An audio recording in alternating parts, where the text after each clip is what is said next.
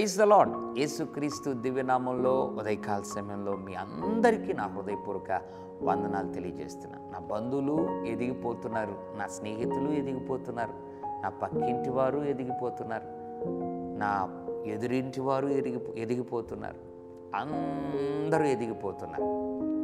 నా బిడ్డలు ఎదిగిపోవటం లేదు, లేదా నేను ఎదిగిపోవటం లేదు. నాకు ఇంతవరకు ఉద్యోగం రాలేదు, నాకు ఇంతవరకు బిజినెస్లో సక్సెస్ లేదు, నా పరిచర్లో ఒక ప్రాస్పరిటీ, ఒక అభివృద్ధి లేదు. ప్రభువును నమ్మని వారు కూడా నా స్నేహితులు ఎదిగిపోతూ ఉన్నారు.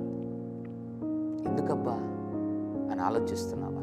దేవుని బిడ్డలారా, ఇటువంటి పరిస్థితుల్లో దావీదు అనబడిన ఒక భక్తుడు చేసిన ప్రార్థనను దేవుడు జ్ఞాపకం చేయాలని ఆశపడుతున్నాడు. ఈ ప్రార్థన నీవు నేను గనక చేయగలిగితే ఖచ్చితంగా వారు ఎదిగినట్లు కాదు కదా, వారు అందుకోని స్థితిలోకి వెళ్ళిపోతాం, వారు చేరుకోని స్థానంలోకి వెళ్ళిపోతాం.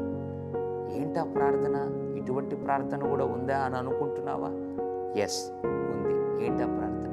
కీర్తన 61వ అధ్యాయం 2వ వచనం, నేను ఎక్కలేనంత ఎత్తైన కొండపైకి నన్ను ఎక్కించుము. ఎంత అద్భుతమైన మాట.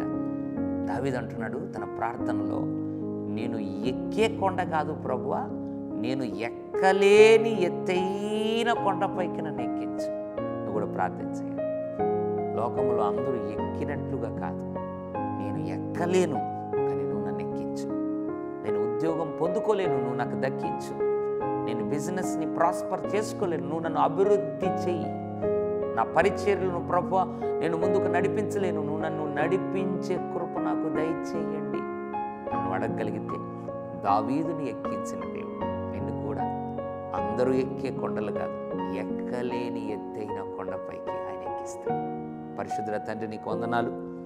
ఎక్కలేని ఎత్తైన కొండపైకి నన్ను ఎక్కించుమని దావీదు ప్రార్థించినట్లుగా ఎంతమంది ప్రార్థిస్తున్నారో జ్ఞాపకం చేసుకొని అట్లు అందరికంటే ఉన్నతంగా వారిని, వారి బిడ్డలను, వారి పరిచయను ఎక్కించమని యేసు నామములో ప్రార్థిస్తున్నాం తండ్రి. ఆమేన్. God bless you.